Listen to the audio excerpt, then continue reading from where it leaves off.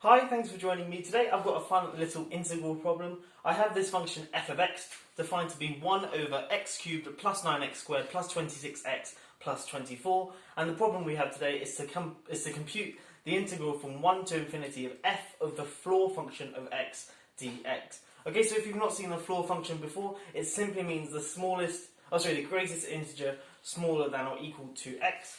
Okay, so for example, the floor of any integer, so if the floor of 3, for example, is going to be 3, because 3 is the greatest integer smaller than or equal to 3. Okay, the floor of pi, say, pi is 3.14, so on, so the floor of pi will be 3, and for example, the floor of negative 2.7, okay, that's going to be negative 3, okay, because remember, negative 3 is the greatest integer smaller than or equal to minus 2.7, yeah. Okay, so that's the floor function if you've not seen that before, and we want to work out what the integral from 1 to infinity of f of the floor function of x dx. Okay, so if you want to have a go at this problem, pause the video now and give it a go for yourself, and I'm going to jump straight into a solution.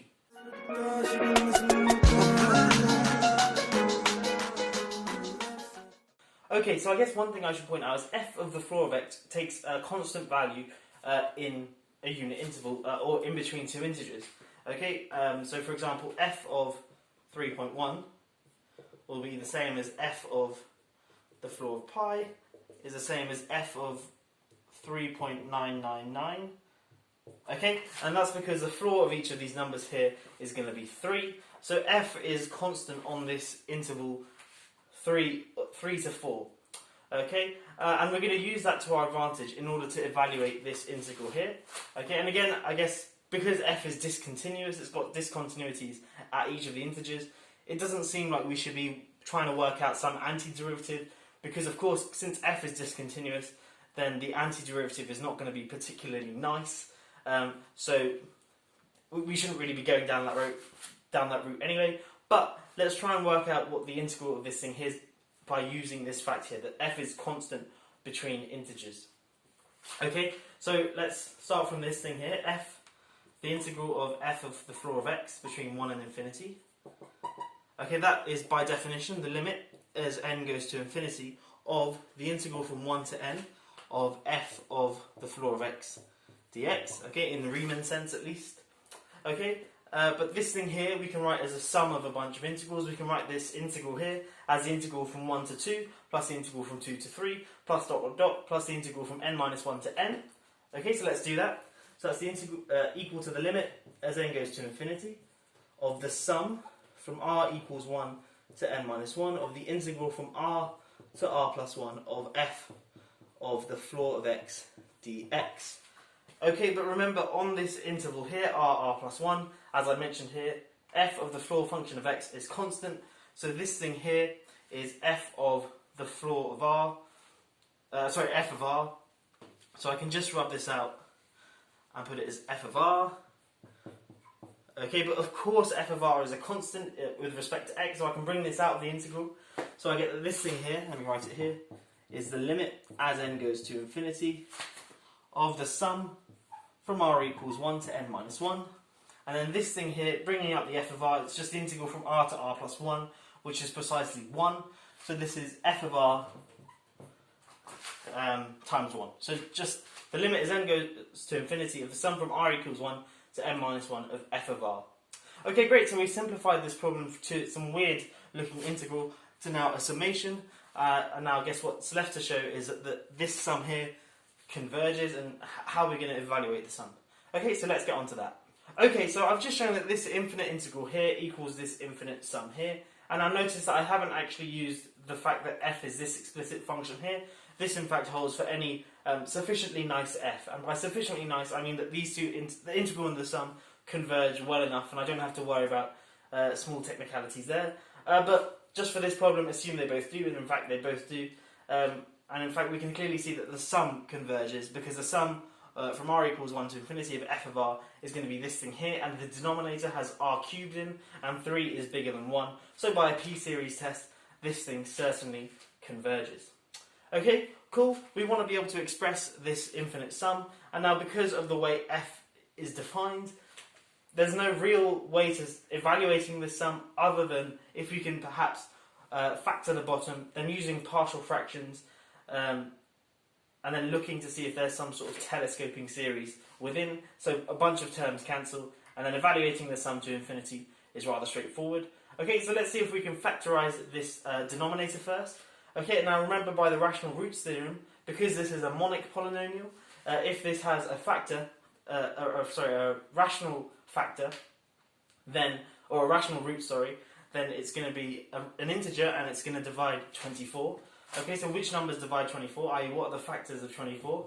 It's plus minus 1, plus minus 2, plus minus 3, plus minus 4, and so on. I'm just going to write the first few down. Okay, now notice straight away, if there's going to be an integer root to this, or in fact a real root to this, the real root must be negative. And why is that the case? Well, because if it's positive, then this thing will be positive, this thing will be positive, positive, positive. You add them all up, it's going to be certainly positive.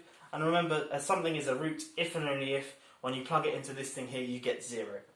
Okay, so let's ignore all the positives, because we know they won't work. Let's try negative. So if I put negative 1 into this thing here, I'll get negative 1 cubed is negative 1, plus 9 times negative 1 squared is plus 9, so that's positive 8. Then minus 26 is going to give me minus 18, and then plus 24 is going to give me 6. Okay, so that's not 0. So minus 1 is not a root of this thing here. Let's try minus 2. Well, if I put minus 2 in here, I'm going to get minus 8. If I put minus 2 in here, I'm going to get minus 2 squared is 4, times 9 is 36. Okay, minus 2 in here is going to give me a minus 52, and then plus 24. Okay, 36 minus 8 is going to be 28.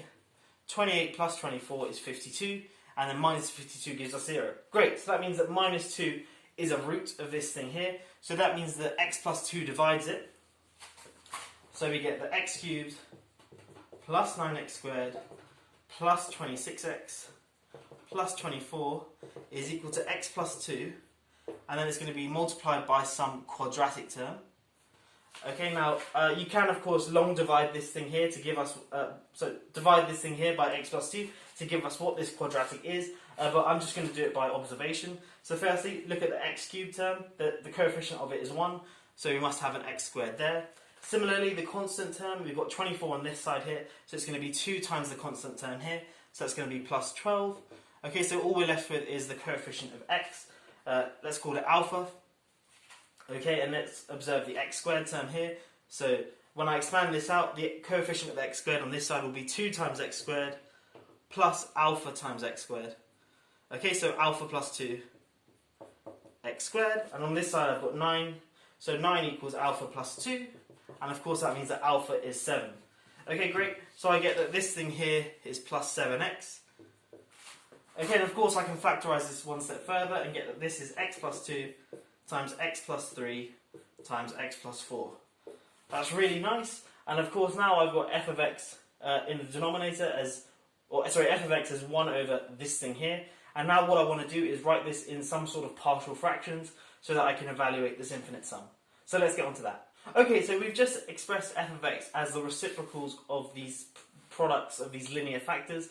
Now what we want to do is to be able to write f in a partial fraction form, so perhaps we can apply some sort of telescoping to evaluate the infinite sum. But first thing to notice is, of course, we could write f of x as a over x plus 2, plus b over x plus 3, plus c over x plus 4.